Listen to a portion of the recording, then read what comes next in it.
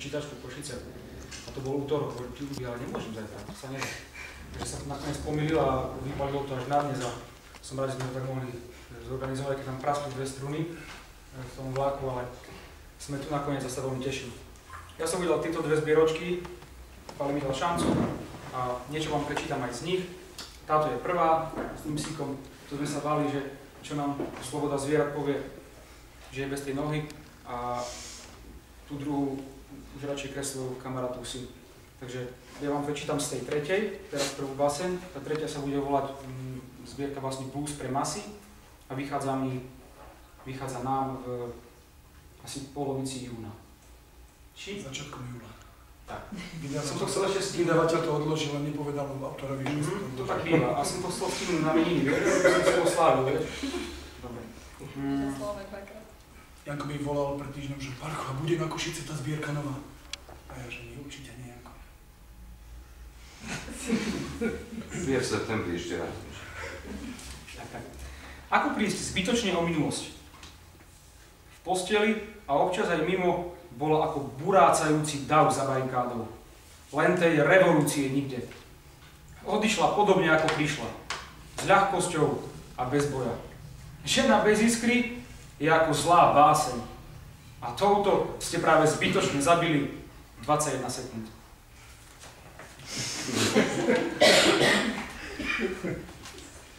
Odchody. Vyzliekla sa do naha.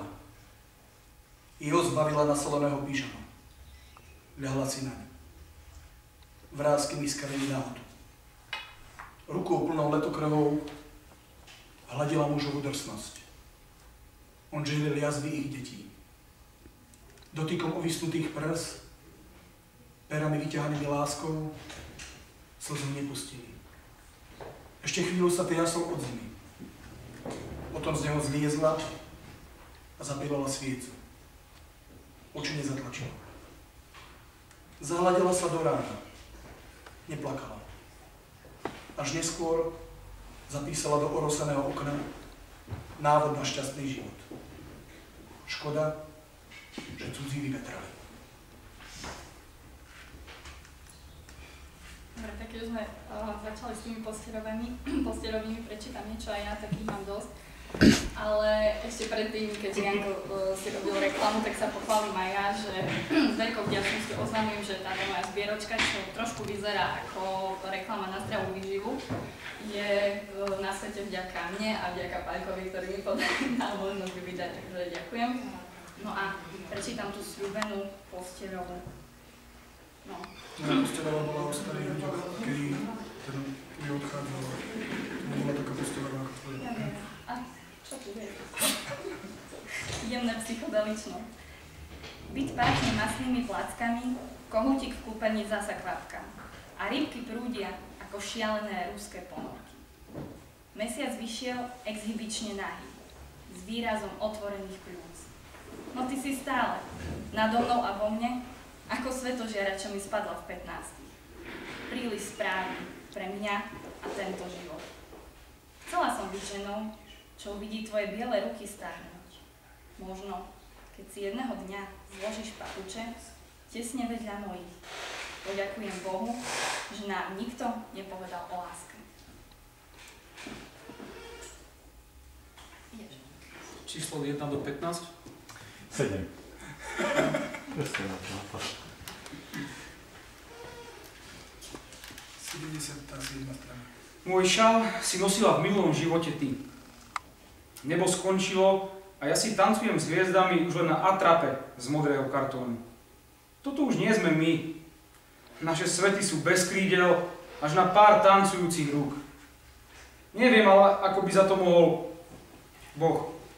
Že zatiaľ, čo krvácala dúha, slnko sa rehotalo, ty si zachraňovala tie najsladšie klamstvá na svete, o ktoré vtedy nikto, okrem nás dvoch, nestál.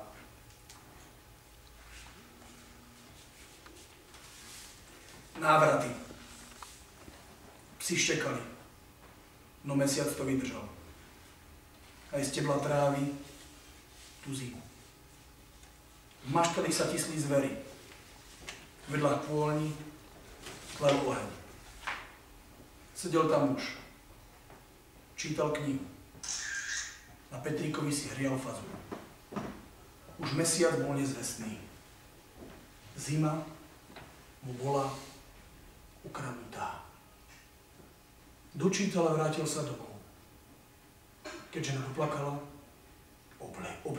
oblialil. Oblialil. Som sa snažil, nevyšlo. Keď žena doplakala, oblialil.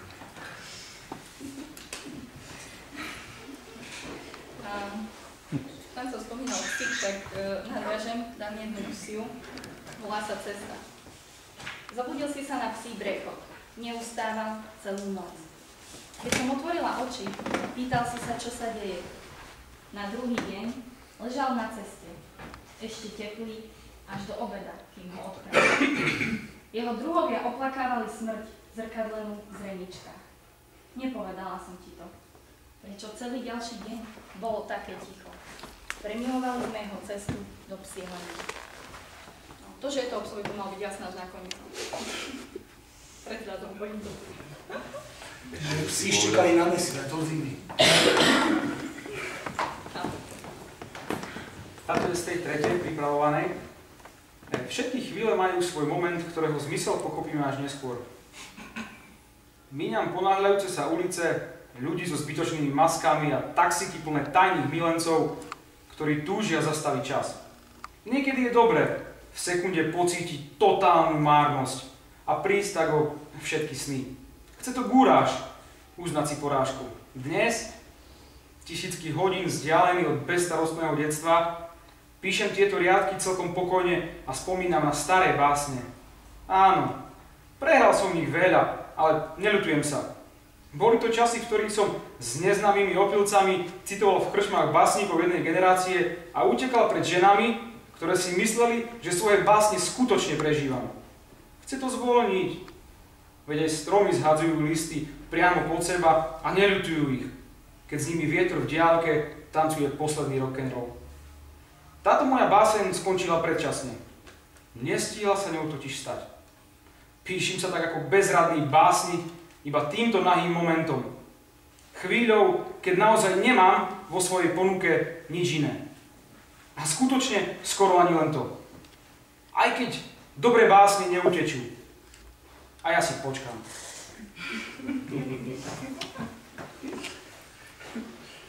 Že by som dal spodobnú tému. Som takú veselú. Ňau.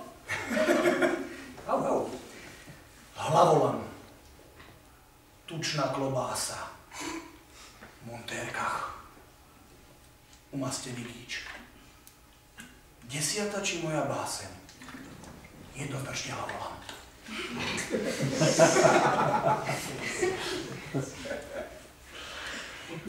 Teraz to asi neviem vybrať. To máš o klobáse.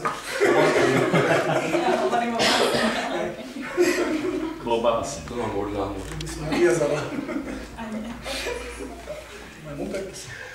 Tak skúsim jednu, ktorá je trošku mierne vysmešná, keďže som tu jediná žena, tak mala by zaváňať ženskosťou, dúfam, že budem.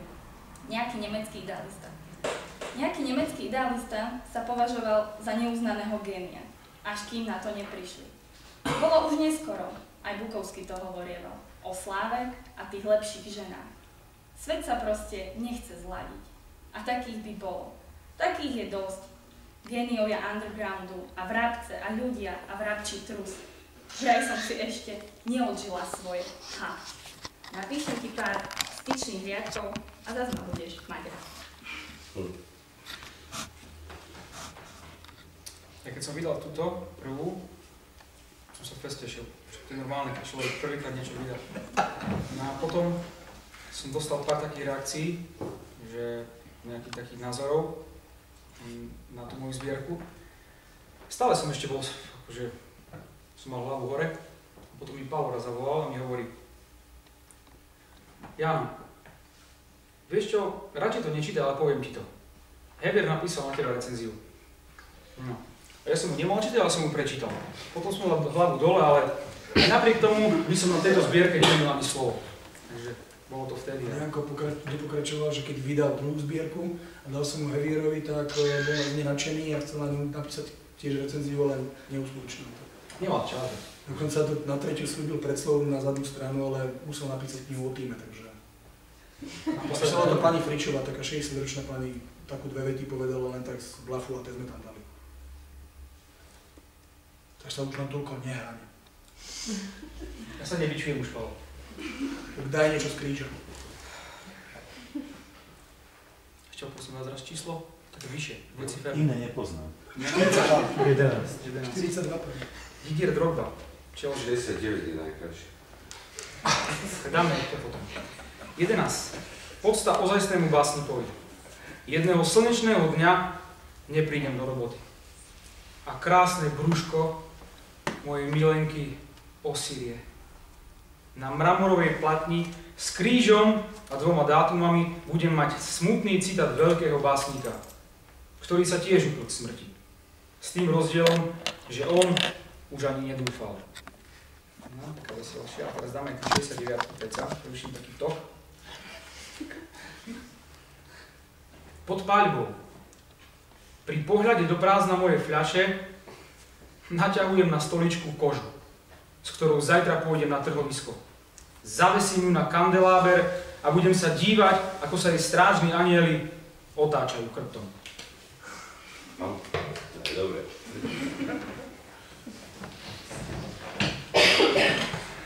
Môj názov je podobný jednému veľmi známemu dielu, ale ten človek to ukradol od mňa. Starec a zore. Zarazil ma spýtavý pohľad. Starca s vyškriabanými očami. Do zeme. Diery. Kruté. Nemé. Ten obraz bol horší ako psychologicky naladená prostitútka. Nemali by sme to siliť. Piča. Zúril som, nepomohlo. Ale aspoň som sám seba prezvonil. Cez horlo.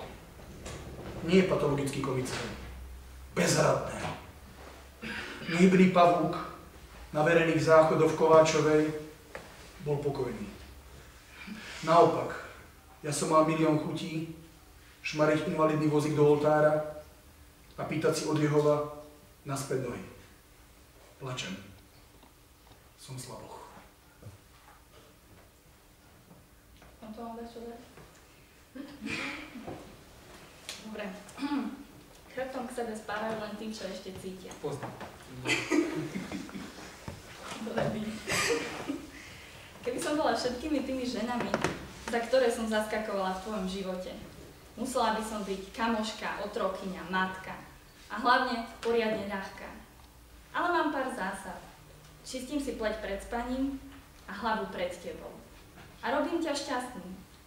Keď tvojich 20 cm vo mne budí susedov, trieskajú tyčami do radiátorov, my zaspávame spokojní, že sme sa nikdy nepoznali hlbšie. Ešte raz koľko centimetrov? Hodné zamyslenie.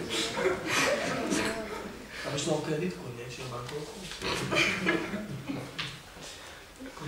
Komplexy budeme riešiť potom ako...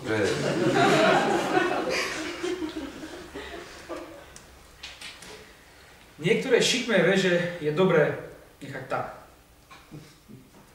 Viem, že nie je koniec decembra a nemal by som ťa trápiť o trochu menej ako inokedy. Ešte nie je ten správny čas na moju spoveď, ale čo keď ja nemám rád tie Vianoce. Svet sa zapína už aj v lete vysoko až po krk, babuší sa ako v decembri a dnes je nevhodné usmiať sa len tak na bývalú frajerku, lebo čo ak?